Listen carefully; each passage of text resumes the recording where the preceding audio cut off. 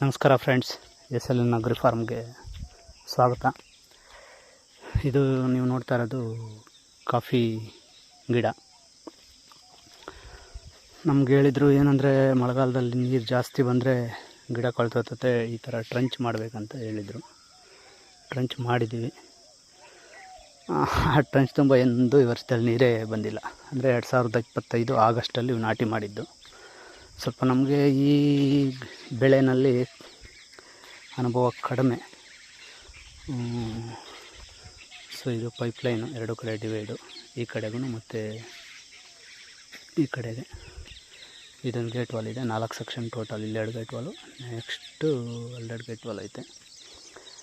ಇದರಲ್ಲಿ ಇನ್ನೊಂದು ಸಮಸ್ಯೆ ಏನಂದರೆ ಈ ಹಳ್ಳಿಲೂ ಸಿಕ್ಕಾಪಟ್ಟೆ ಹಿಂಸೆ ಕೊಡ್ತಾಯಿದೆ. ಪೈಪೆಲ್ಲ ಕಡಿತಾ ಇದೆ.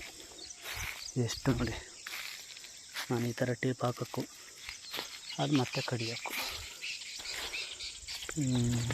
ನೋಡಿ, ಇದೆಲ್ಲ ಅದೇನೆ. ಒಂದೇ ಜಾಗದಲ್ಲಿ ಎಷ್ಟು ಕಡ್ದಿದೆ ಅಂದರೆ ನೋಡಿ, ನೀರೆಲ್ಲ ಇಲ್ಲೇ ಹೋಗ್ಬಿಡ್ತೈತೆ. ಈ ಥರ ಹಾಕಿದ್ದೀನಿ.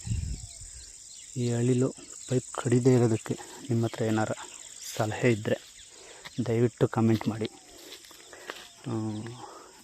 ತುಂಬ ಕಷ್ಟ ಕೊಡ್ತಾವೆ ಹಳ್ಳಿಲುಗಳು. ನೋಡಿ, ಏನಾರ ಸಜೆಷನ್ ಇದ್ದರೆ ಕಮೆಂಟ್ ಮಾಡಿ ಹೇಳಿ ಫ್ರೆಂಡ್ಸ್. ಸಬ್ಸ್ಕ್ರೈಬ್ ಮಾಡ್ಕೊಳ್ಳಿ, ಲೈಕ್ ಆ್ಯಂಡ್ ಶೇರ್ ಮಾಡಿ. Thank you.